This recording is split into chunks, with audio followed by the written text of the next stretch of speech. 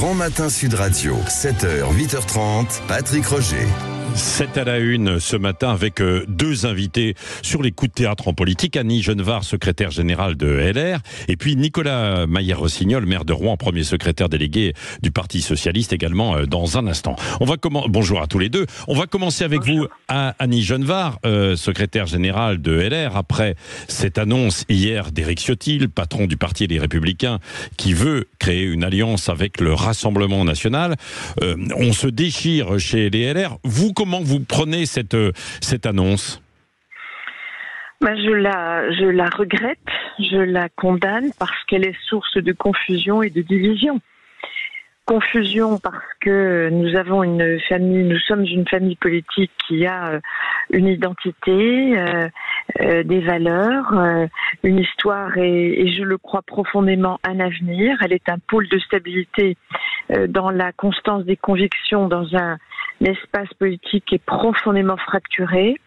Et puis, source de division parce que, évidemment, il y a ceux qui seraient favorables à cet accord et ceux qui y sont profondément hostiles. Et au moment de mener la campagne des législatives, je crois que ça n'est pas une bonne nouvelle pour notre famille politique. Alors, Annie Genevard, il y a un bureau des Républicains cet après-midi.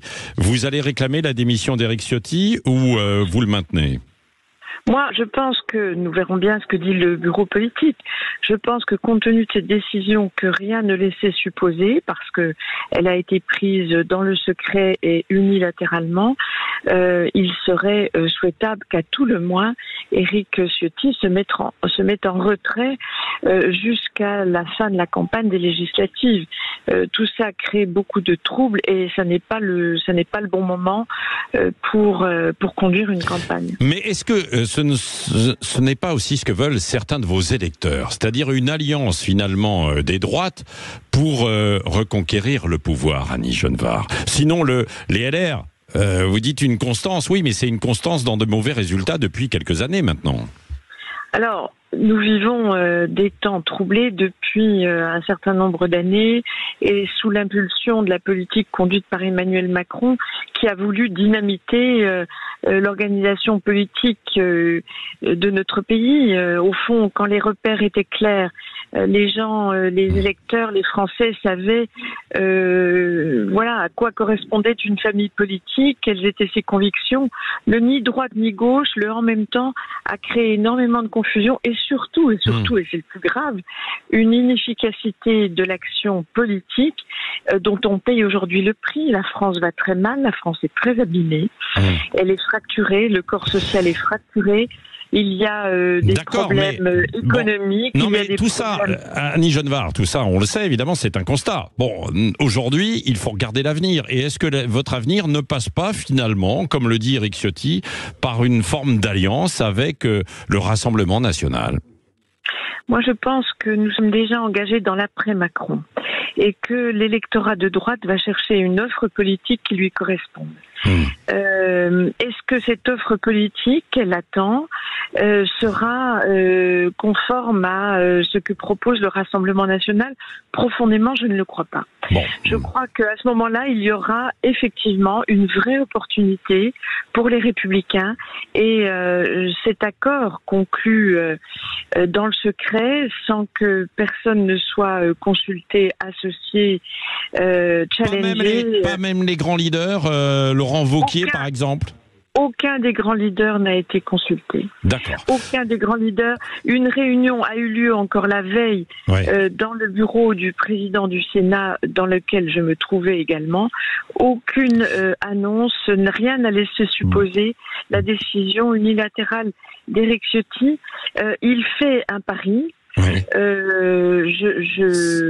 pense que c'est un mauvais pari. C'est une trahison ? Beaucoup le vivent ainsi. Vivent ainsi parce que tout ça a été n'a pas fait l'objet d'une discussion franche, a pris de revers tout le monde et finalement prend en otage aussi la marque LR. Oui. Merci Annie Genevard, secrétaire générale de LR. Donc on va voir ce qui va se passer cet après-midi. Alors à gauche, Nicolas Mayer-Rossignol, maire de Rouen, premier secrétaire délégué du PS est avec nous. Bonjour. Bonjour. Alors, on parle de trahison du côté des LR avec donc cet accord possible au Rassemblement national. Où en sont les discussions à gauche? Accord ou pas du PS avec LFI et donc le Front populaire? Il y a un accord qui est fondamental, c'est qu'il faut tout faire pour faire barrage à l'extrême droite et à la droite extrême, puisqu'on a bien vu maintenant qu'il y a une collusion entre les deux, parce que la situation est trop grave. Alors, on va pas faire semblant, bien sûr qu'il y a des sujets sur lesquels on n'est absolument pas d'accord. Mais il faut être clair, dans le moment aussi grave que traverse le pays, parce que c'est pas juste une question, même si c'est déjà très important, du nombre de parlementaires d'extrême droite à l'Assemblée. C'est aussi ce que ça déchaînerait, libérerait dans le pays.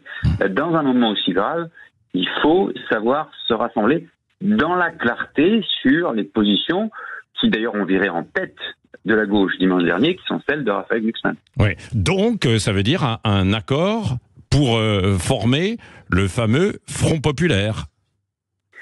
Oui, c'est ça, et en respectant un certain nombre de conditions qui sont très claires. Je vais vous donner des exemples concrets. Le soutien à l'Ukraine, c'est pas négociable. Le Hamas terroriste, c'est pas négociable. La laïcité, c'est pas négociable. Bah oui, mais alors comment ça va être possible ça? Parce qu'on a vu récemment que les prises de position de beaucoup à LFI n'étaient pas dans ce sens, quoi. C'est ce que j'essaie de vous dire. Les négociations, elles sont toujours en cours, les discussions, elles sont toujours en cours, mais elles avancent bien de ce point de vue-là. Si vous voulez, il y a une grosse différence avec 2022.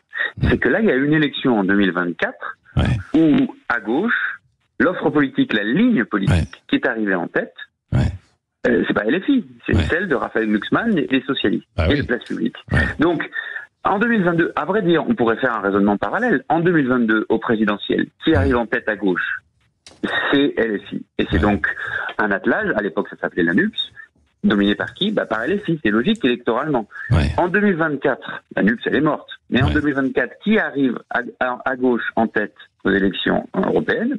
C'est Place Publique PS, et donc c'est logique que l'accord il se fasse autour de conditions qui sont liées aux positions portées par Place Publique et Parti Socialiste. Bon, est-ce que vous allez vous-même être candidat, et sous quelle bannière? Alors moi je suis maire de Rouen, président de la métropole, je suis déjà très engagé dans la campagne, je pense qu'il faut que je contribue avec tout le monde. Je vous ai dit, la situation est extrêmement grave. Donc on a encore quelques jours, on va voir qui est candidat. Ce que je peux vous dire en tout cas, c'est qu'on a fait un excellent score à Rouen et dans le territoire de la circonscription de Rouen, à Mont-Saint-Aignan, à Desvilles-les-Rouen, et que il est très important qu'à chaque fois, on soit dans une situation où on se donne les meilleures chances pour battre la droite et l'extrême droite. Merci. On va suivre ça. Donc, dans les jours qui viennent, c'est ce que vous dites, il y aura de la clarification. Merci, Nicolas Maillère-Rossignol, maire de Rouen, donc est premier secrétaire délégué du Parti socialiste, d'avoir été avec nous sur Sud Radio.